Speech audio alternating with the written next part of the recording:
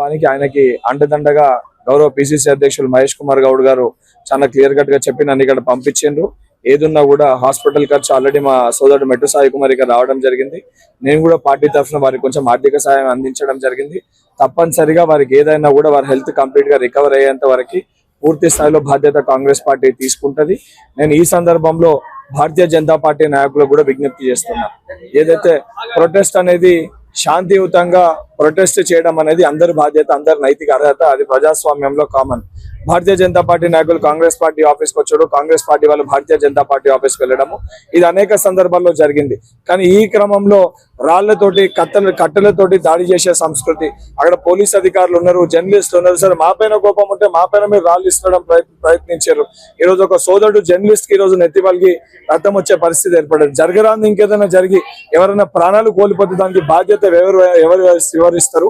ఇప్పటికన్నా భారతీయ జనతా పార్టీ నాయకులు ఇటువంటి ఒక సిచ్యువేషన్స్ ని చేయకూడదని చెప్పి వారికి కూడా విజ్ఞప్తి చేస్తున్నా. వారు కూడా ఏదైతే వారు చేసిన తప్పుని వచ్చి అంగీకరించి ప్రవీణ్ కి క్షమాపణ చెప్పవలసిందిగా కూడా విజ్ఞప్తి చేస్తున్నా.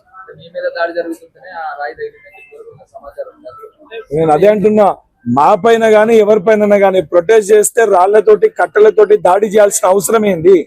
ప్రొటెస్ట్ చేయడానికి వాళ్ళు కూడా కాంగ్రెస్ పార్టీ ఆఫీస్కి వచ్చారు. మేము రాళ్లతోటి కట్టెలతోటి మేము దాడి చేయలేదే.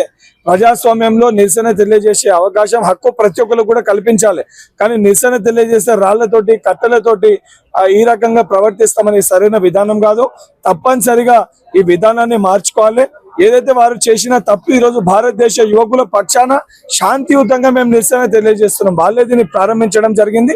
కానీ నిజంగా వారి కోపం ఆక్రోశం అంటే మా పైన చూపించేది ఉండే. కానీ సగటు జర్నలిస్ట్ ఏదైతే తన బాధ్యత, తన వృత్తి ధర్మాన్ని తను చూపిస్తుంటే ఈ రోజు తన పైన దాడి చేయడం అనేది చాలా బాధాకరము. దాన్ని సమర్థించుకోనికి లేదు మేము దాడి చేయలేదని చెప్పి భారతీయ జనతా పార్టీ నాయకులు హాస్పిటల్కి వచ్చి పరామర్శించి అసలు మాటలు మాట్లాడడం సరైన విధానం కాదు. యావత్ భారతదేశ ప్రజలందరూ కూడా గమనిస్తారు భారతీయ జనతా పార్టీ విధానం. తప్పనిసరిగా వారికి తగిన గుణపాటి శాస్తి ప్రజలను నేర్పిస్తారు. అమ్మాయి జరిగిన విజువల్స్ లో సిచ్యువేషన్ లో చాలా క్లియర్ గా కనబడ్డది.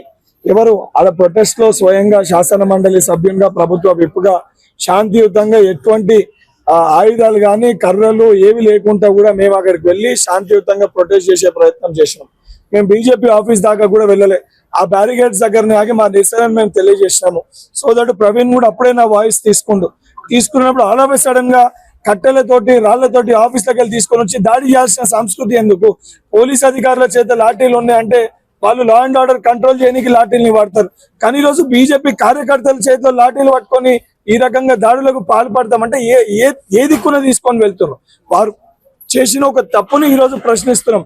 ప్రశ్నించేది కూడా బల్మూరి వెంకట్కో కాంగ్రెస్ పార్టీ కార్యకర్తలకు జరిగిన అన్యాయం పైన కాదు.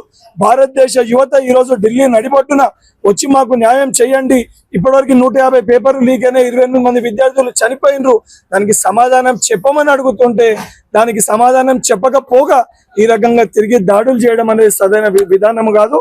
ఎవరు చేసినా కూడా కట్టెలతోటి రాళ్లతోటి రేపొద్దున మా వాళ్ళు దాడి చేసినా తప్పనిసరిగా ఈ యొక్క సిస్టమ్ అనేది కరెక్ట్ కాదు. మనకి స్వాతంత్రం రాకముందు పోలీస్ అధికారులతోటి ప్రజలపైన దాడులు చేపించిన సంఘటనలు మనం చూసినాం. ఈ రోజు మళ్ళీ స్వాతంత్రం వచ్చిన మన దేశంలో భారతీయ జనతా పార్టీ నాయకులు, వాళ్ళ ఆర్ఎస్ఎస్ కార్యకర్తలు పోలీస్ అధికారులతోటి ఈ రకంగా దాడులు చేసే విధానాన్ని మేము తీవ్రంగా ఖండిస్తున్నాము. అండ్ ప్రవీణ్ కి తప్పనిసరిగా మేము అండగా నిలబడతాం. ఏదున్నా కూడా చూసుకోవడం జరుగుతుంది.